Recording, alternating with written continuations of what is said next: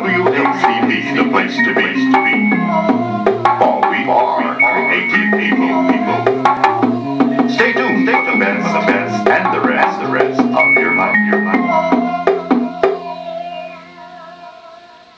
Story about a very important word, and then move forward.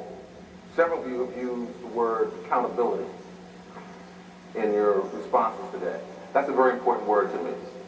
And I've got something in my lexicon that I refer to as the accountability ladder. And I want to tell you about that ladder. And I want to do it at the expense of my son. But I've done it in front of him before, so he won't be mad at me.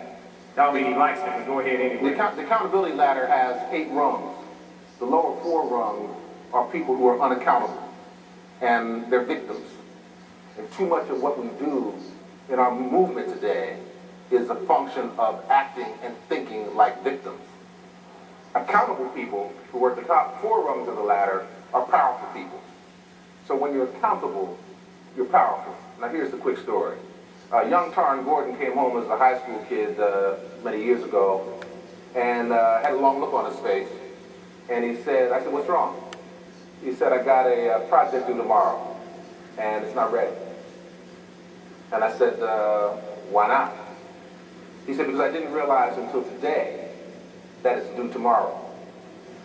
That's the lowest rung of unaccountability, which is unconscious, unaware.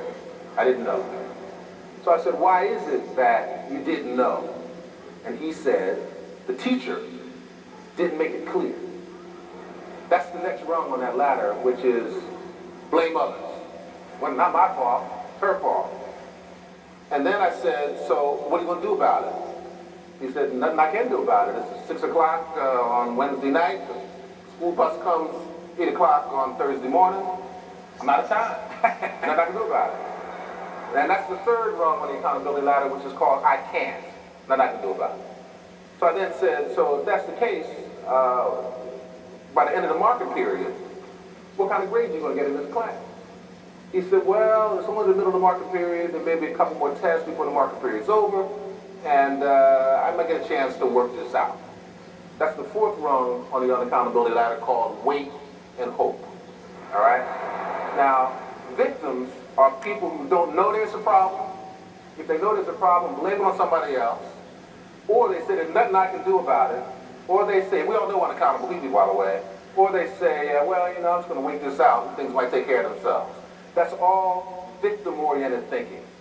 That's not accountable thinking. Accountable people, here's what Tarn could have said when I saw that long face and said, what's wrong? He could have said, Dad, I messed up. Got a paper due tomorrow. Should have had it done by now. Wasn't paying attention, snuck up on me. I got a crunch. That's the 1st rung of being accountable, which is acknowledging reality.